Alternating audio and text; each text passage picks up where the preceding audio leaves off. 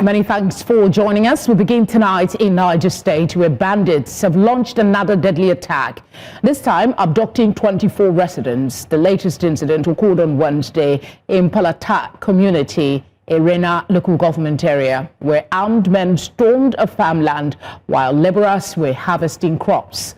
Witnesses said the attackers rounded up the workers and took them away into the bush. Among those taken was a heavily pregnant woman. In a separate invasion within the same local government area, the criminals reportedly cut off the arm of a blind man after he allegedly failed to cooperate with their demands. President Bola Tinubu has approved the constitution of Nigerian team of the U.S.-Nigeria Joint Working Committee in efforts to strengthen collaboration in addressing security challenges in the country. The formation of the team followed a recent visit to Washington, D.C. by a high-level Nigerian delegation led by the National Security Advisor, Nuhu Ribadu. Ribadu will lead the multi-agency team, which includes senior officials drawn from key security and foreign policy institutions. Members of the working group, as contained in a statement signed by the President's aide, Bayo Ononuga, include the Minister of Foreign Affairs, Yusuf Maitama Toga, Minister of Defense, Mohammed Abubakar, Minister of Interior, Olubumi Tunjiojo, Minister of Humanitarian Affairs, Bernard Doro, Chief of Defense Staff, General Olufemi Oluyede, Director General of the National Intelligence Agency, Mohammed, and the Inspector General of Police, Kayode Egbetokun.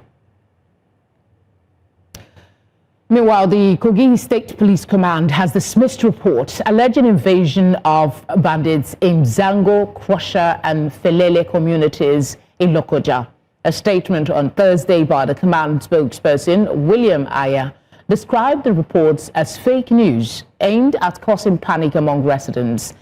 The Commissioner of Police, CP Naziru Bello, has warned those peddling rumors of bandits' invasion to desist from spreading false alarms, causing unnecessary fears and panic among the good people of the state.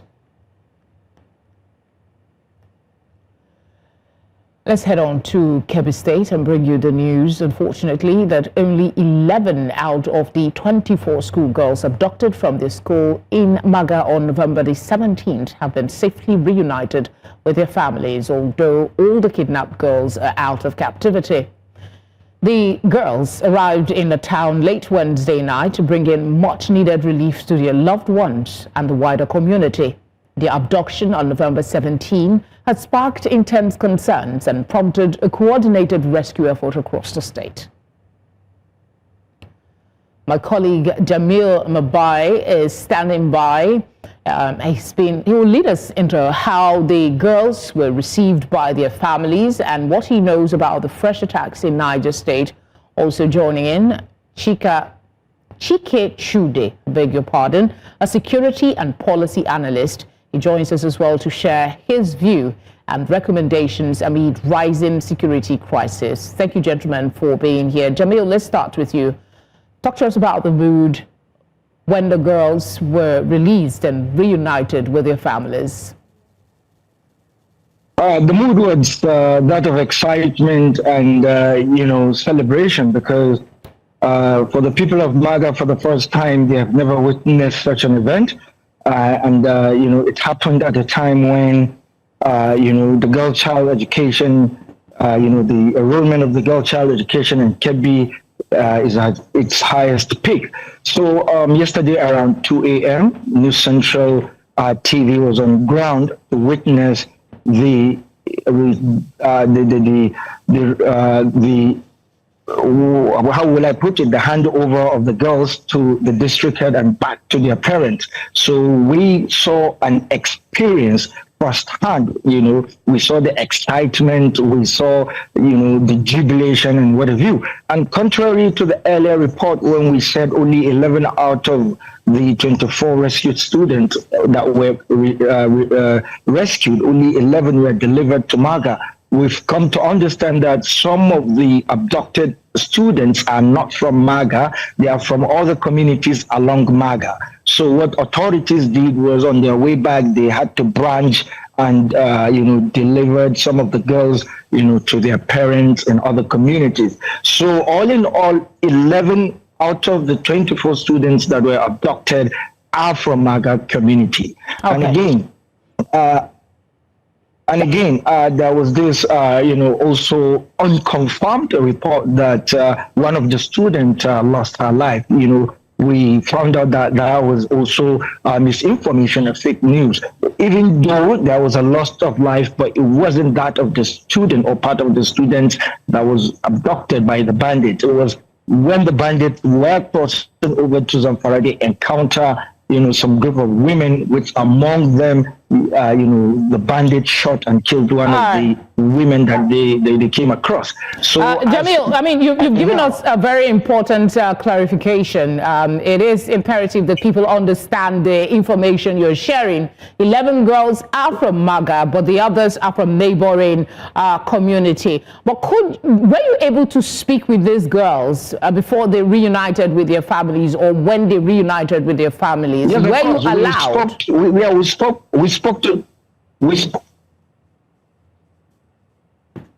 We spoke to some of the girls and their parents, even though some of the girls are teenagers, and you can see it all over their faces, the trauma, they couldn't speak. But we happened to, spoke to one lady that shared her experience, and the ordeal was horrifying, because they told her that they traveled, or they walked for almost 2 days without eating anything, and finally they had to eat leaves. But the most horrifying incidents was when they had to cross over, something like a lake. So they were forced into the water, and the water was almost at her neck level. It was difficult, and some of the students who were even in terms of age younger than her, the bandits had to carry them on their backs and cross over the water. So the experience to them was horrific. And what made it even more horrific, it's their age, the tender age of these girls. And but for now, the people are happy, their parents are happy, and the students too are happy that they've been reunited with their parents. But what comes after next is what matters. Maybe the trauma, and whether parents will feel safe taking their kids back to school. Questions about these terrorists and if there will be any punishment. Quickly though, before we let you go, what can you tell us? What do you know about this attack that is said to have happened in Niger State? A pregnant woman was involved. Can you confirm that there was indeed an attack? And what does that make Niger State look like at the moment?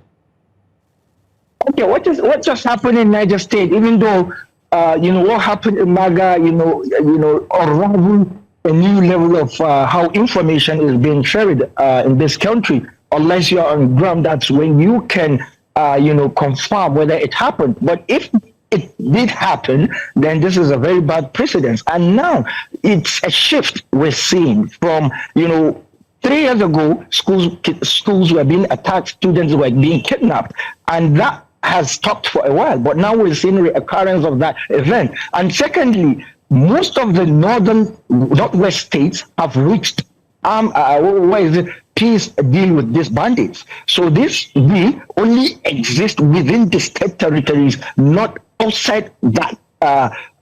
States outside that territory. So now bandits are leveraging on that, leaving their, where they are safe, going to other neighboring states, committing crime, kidnapping people, and then bringing them back into their safer zone. So, it's very confusing now to begin to analyze the dimension this is taking. But it's happening fast. And, I don't know, the northern states, the governors... Jamil, I know you have a lot to share with us. Just hold on for a moment. Let's go on a quick break. When we come back, you conclude your thoughts, please. Jamil and Chike are still with us. Let's just conclude with Jamil quickly. Jamil, I actually interrupted you on your thoughts on Niger State and what is happening there. Yes, exactly. Just like I was saying, this isn't something new. We're seeing, the occurrence of these incidences. But when you look at it from a broader perspective, there is only one way to solving this problem. These affected states have to come together and decide simultaneously and take action simultaneously. The United States cannot be doing one thing, Zafari is doing another thing, Sokoto is doing another thing. And then last thing is, now this banditry has become a billion-dollar industry. Even though we're yet to confirm what happened that led to the rescue of these girls from Kebbi State, but it's certain back-channel discussions happened. But the terms of the negotiation, how they got to release them, is very questionable. And again, in scenarios given the past abductions and how victims were released, ransoms were paid. So by paying ransom, we are empowering these bandits. But there has to be a definitive, unified agreement Jamil, on how to combat this banditry, which has to be community-driven approach. All right, thank you, Jamil. Let's bring in Chike and get his thought on that, because there is a lot of question. I mean, we're happy these girls have returned, just like Kwara State worshippers have also returned. But the question that's being asked is, the government is yet to clear the air on whether these abductees regained their freedom by way of negotiation, ransom payment, or military force.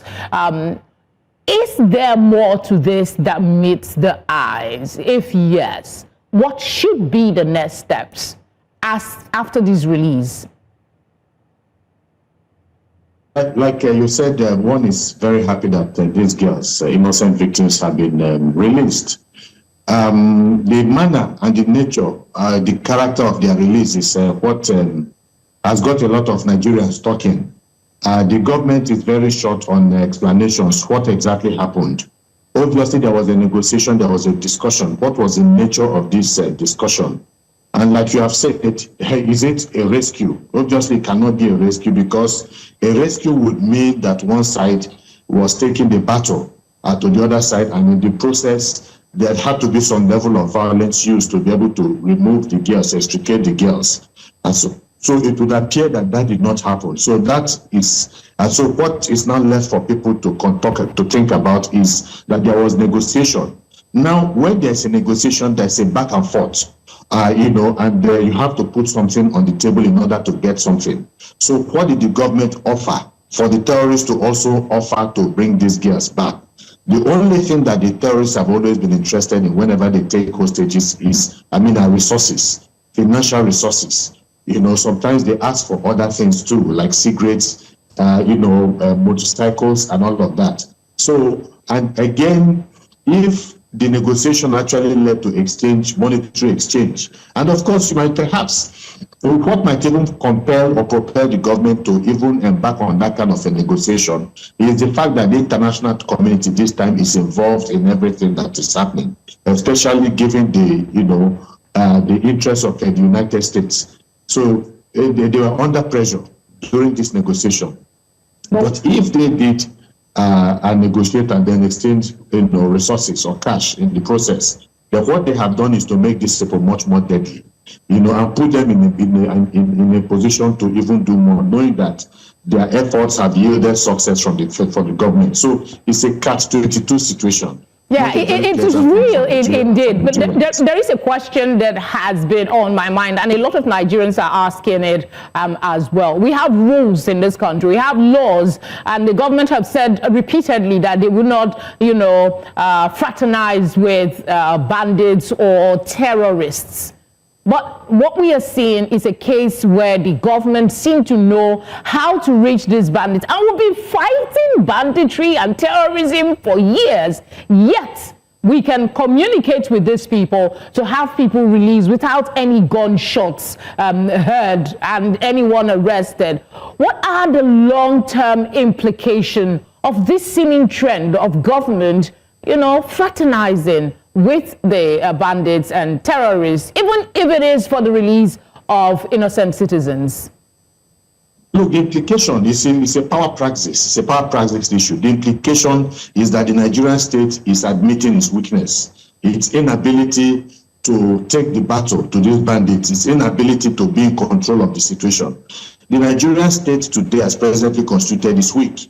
It can neither protect its territory, and that is why these bandits protect at will in different territories of this country, sometimes imposing tax on communities.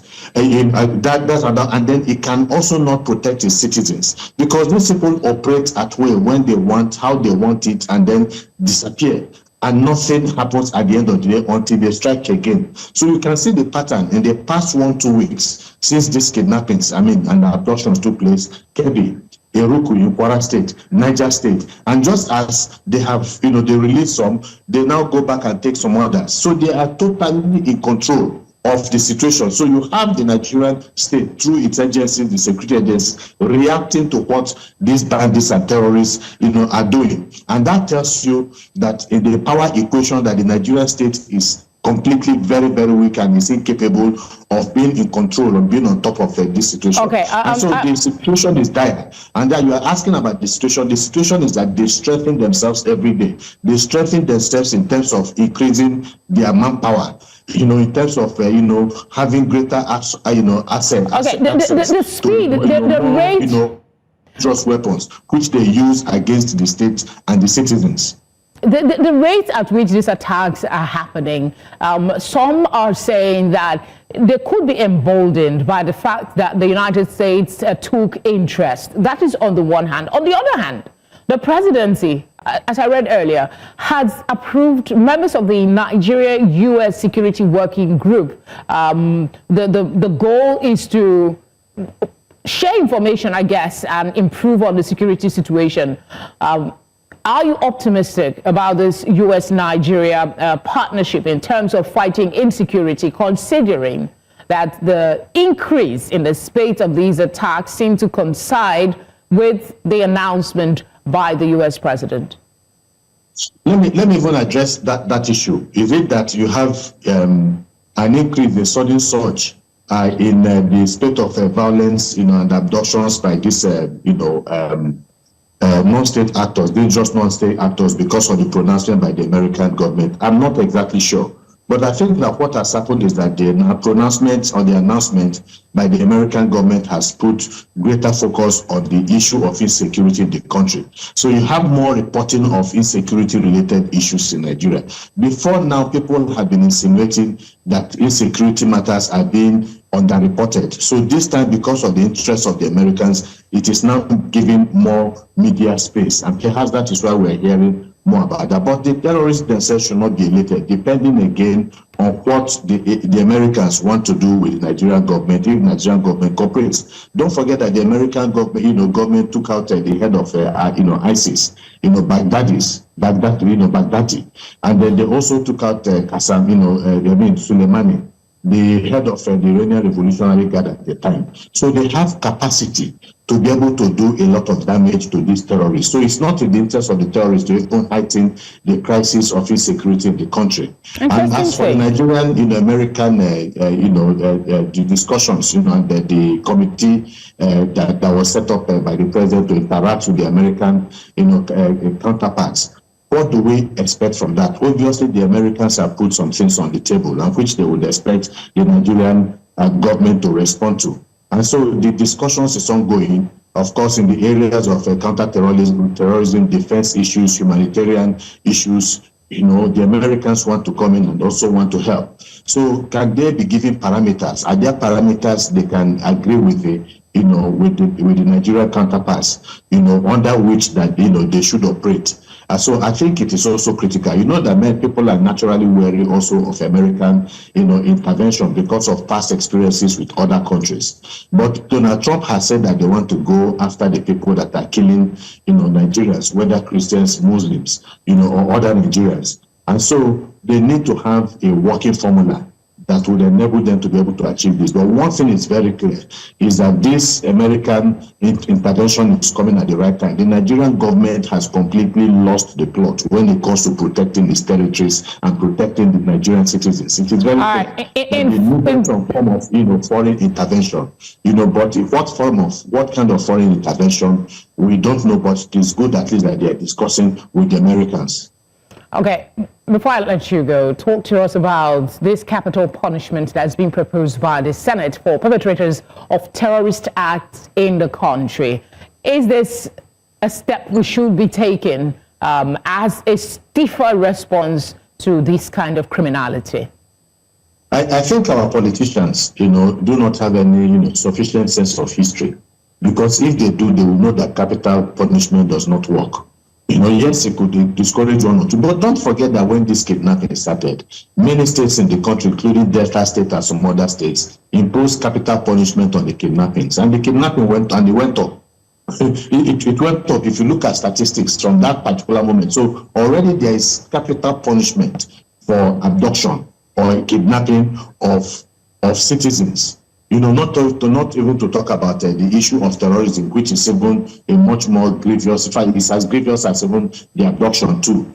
So it is not going to solve anything, because it has never solved anything. And that's why people are talking about the abrogation of a capital punishment. And it's not just because the society wants to be more humane. No, but people, you can, if you want, you can keep some of these people away for the rest of their lives by ensuring that they do not see the light of the day once they are locked up, permanently. Life imprisonment is much better. But to say that you can discourage what is going on because of a position of death sentence, it's not going to work. It has never worked in any part of the world. It is as simple as that. So I think that something they should look for, a much better alternative. Not to be skeptical, but not to be skeptical or to speak for the Senate, they will say that when they make an effort to be criticized, if they don't make an effort to be criticized, what do we want from them? So if you can, in 20 seconds, please, as brief as possible, talk to that.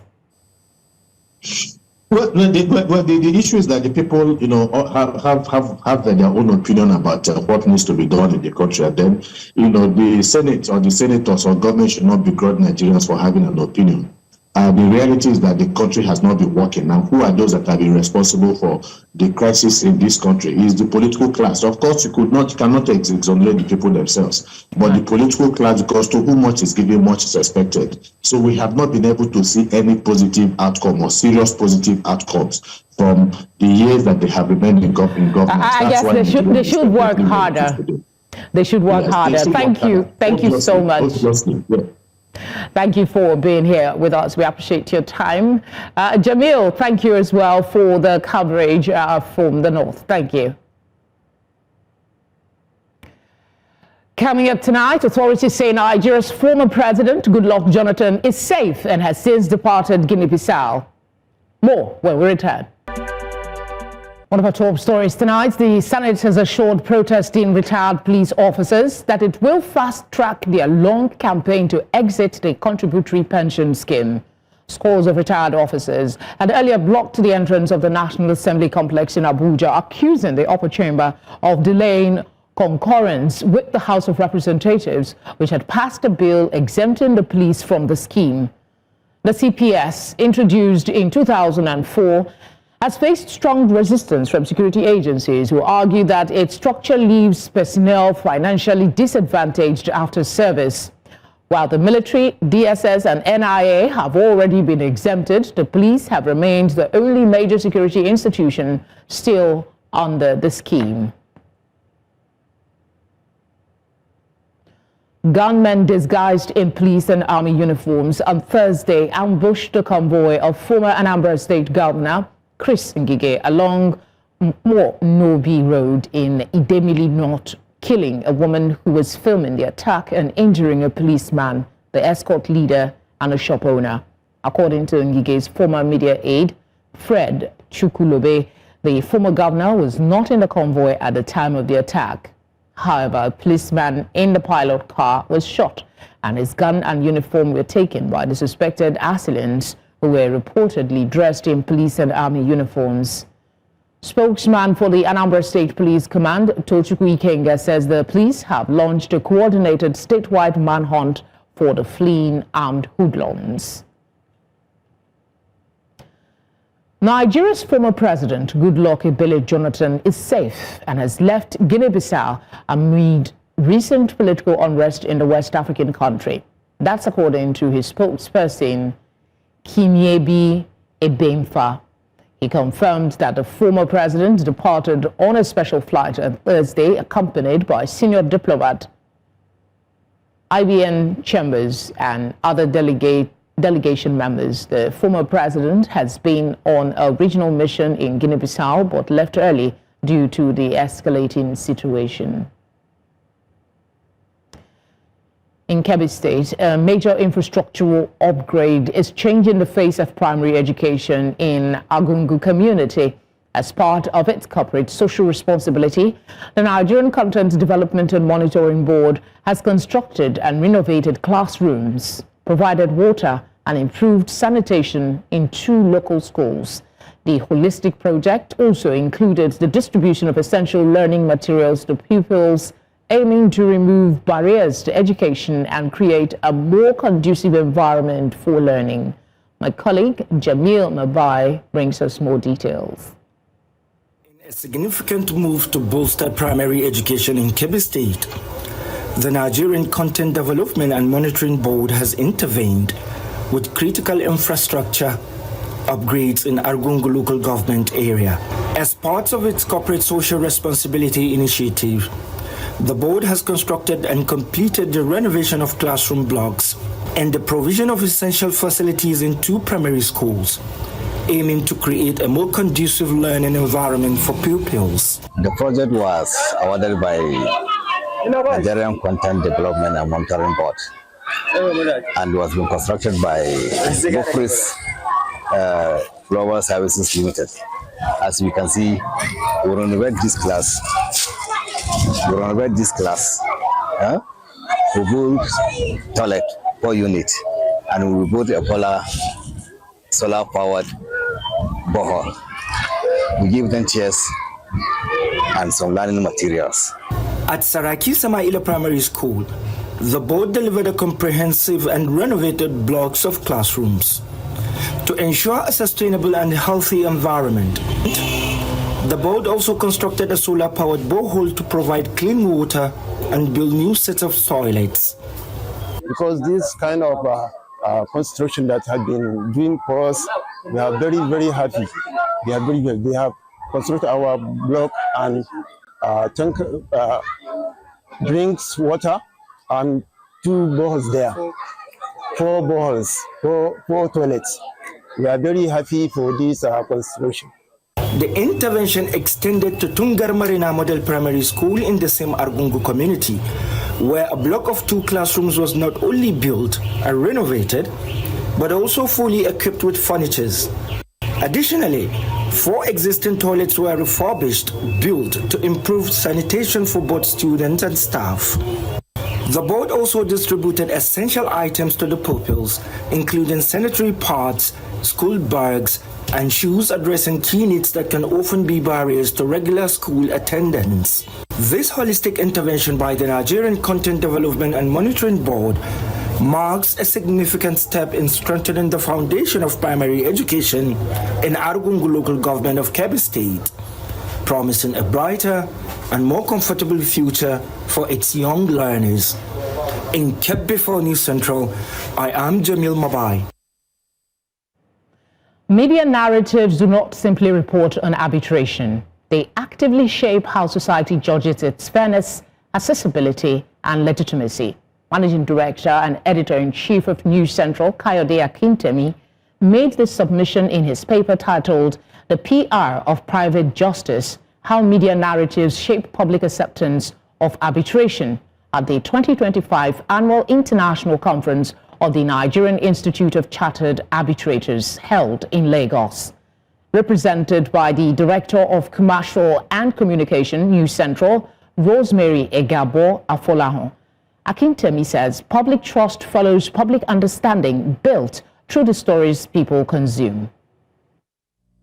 Arbitration is designed to be private, flexible and pragmatic, yet many people still view it as distant or exclusive. That perception gap does not come from the system itself. It comes from the stories people hear or the stories people never get to hear. This is where media organizations like News Central play a very pivotal role. By providing context instead of sensationalism, by explaining how arbitration actually works, and by illustrating its impact on businesses and citizens. The media helps bridge the understanding gap. We can make arbitration visible without compromising confidentiality and present it as a modern tool that strengthens economic stability.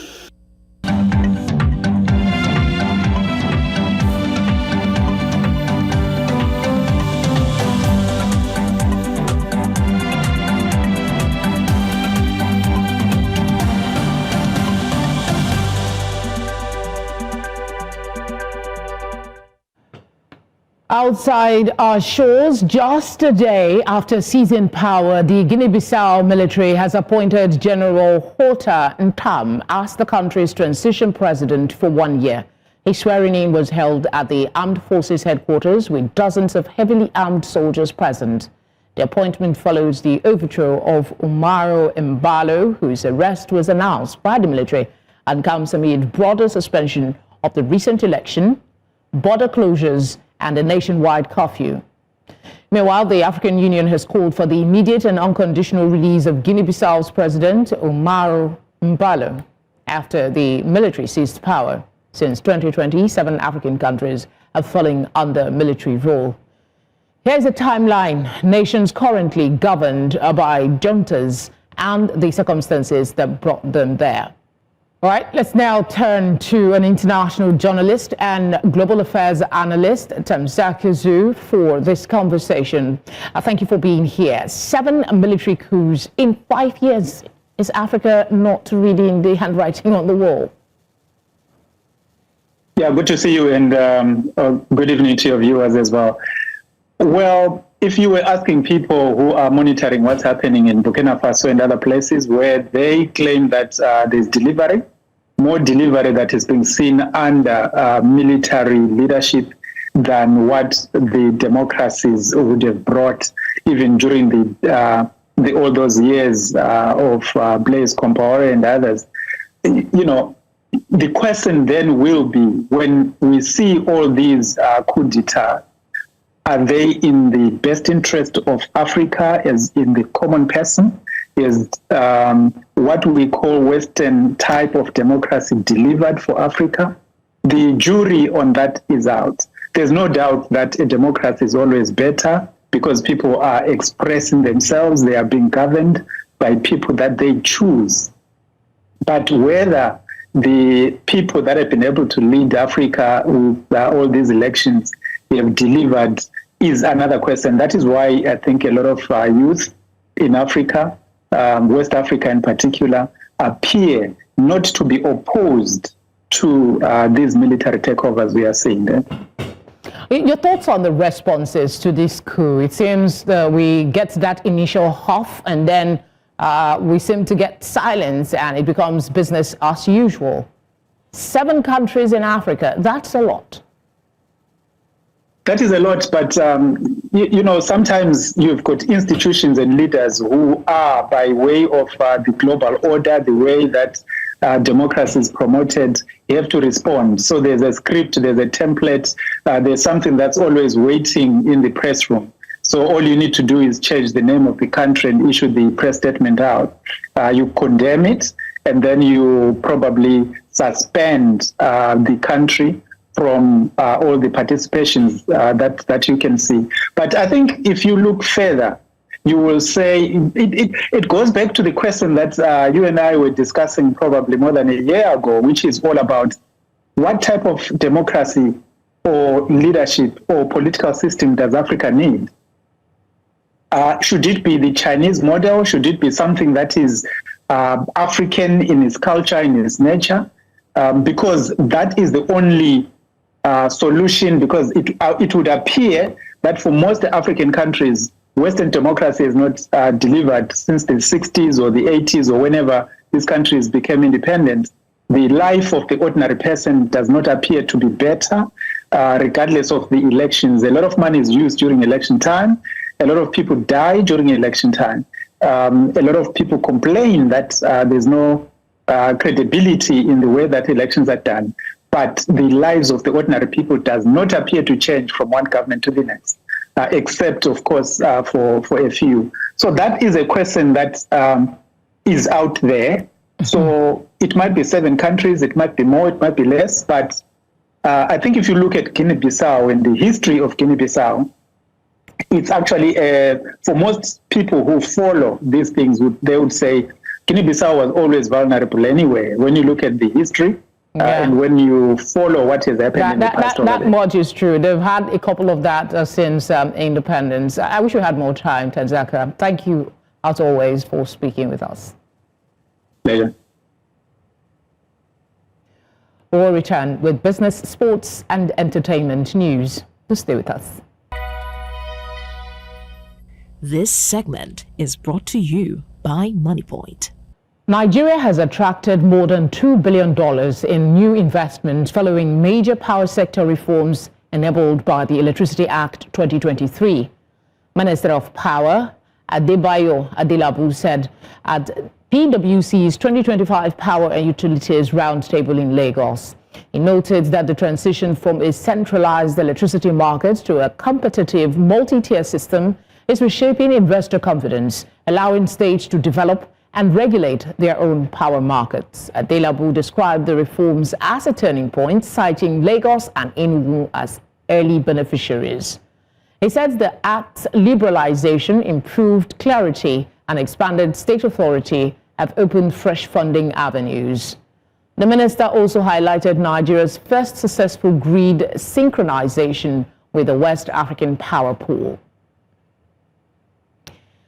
Dangote Industries Limited says its refinery has saved Nigeria over 10 billion naira annually in foreign exchange by replacing imported fuel with locally refined products. Speaking at the NUJ Lagos 2025 Media Week, Sunday Esa, Senior GM of Corporate Communications, said the refinery has sharply reduced FX outflows, strengthened energy security, and supported naira stability. Fuel imports dropped by 1.54% in the first quarter of 2025, with spending falling from $2.6 billion in Q1 2024 to $1.2 billion. The refinery, nearly 2 years into operation, is considering scaling capacity from 650,000 barrels per day to 1.4 million barrels per day. Asian added that 4,000 new CNG trucks have created 24,000 jobs.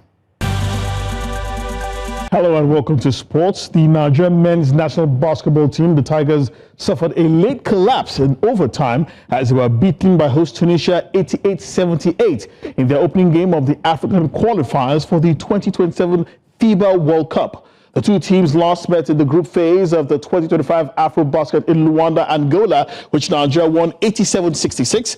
However, the North Africans exacted their revenge in front of a packed home crowd in Rades in a game that saw the lead change 15 times. Club African point guard Omar Abada led the scoring with 25 points for the hosts. Both teams are drawn in Group C of the qualifiers alongside Guinea and Rwanda. In matches played earlier today in Group A, Cape Verde defeated Cameroon 82-77, while South Sudan overcame Libya 79-55. All games are being played at the Rades Sports Complex in Tunis. And here in Nigeria, the much-anticipated first edition of the West Africa Para Games will get underway on Friday at the MK Abiola Sports Arena in Abeokuta, where the games are officially declared open by the Ogun State Governor, Dapo Abiodun, who is expected to declare the competition open. As about 500 para-athletes across 11 sports will compete for honors. The chairman of the National Sports Commission, Malam Shehu Guzo Diko, and the Director General of the NSC, Honorable Bukola Olopade, have urged residents of the city to come out in their numbers to support the athletes and ultimately cheer Team Nigeria athletes to victory. Nigeria is expected to take on Cameroon in the amputee football event immediately after the opening ceremony inside the MK Abiola Sports Arena.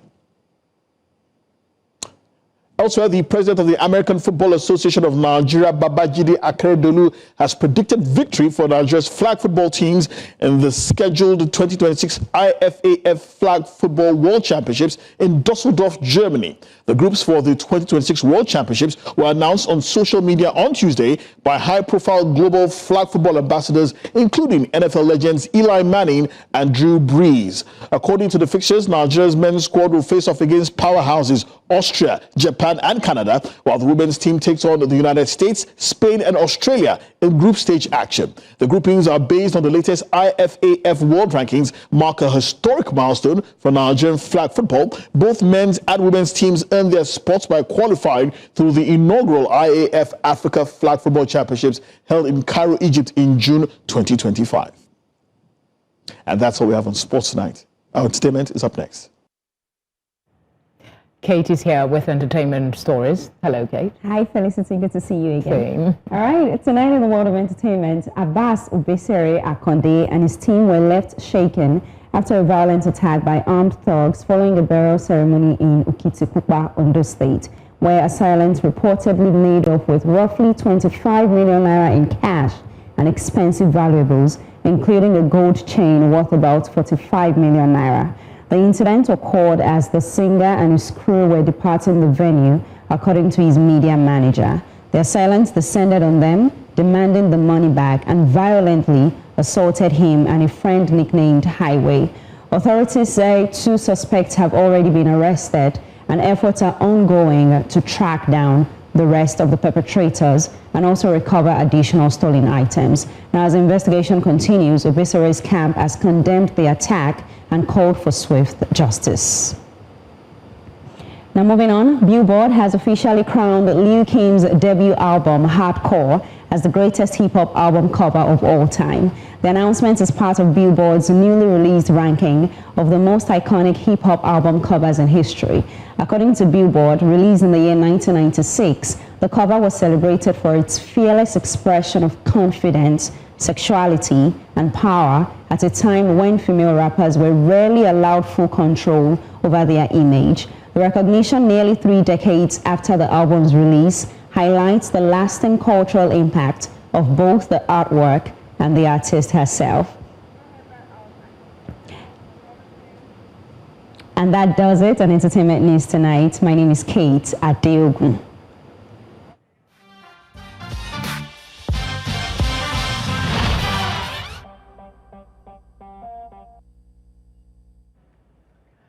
And that's our offering tonight. I would like to hear from you. Please share your thoughts using the number showing now on your screen.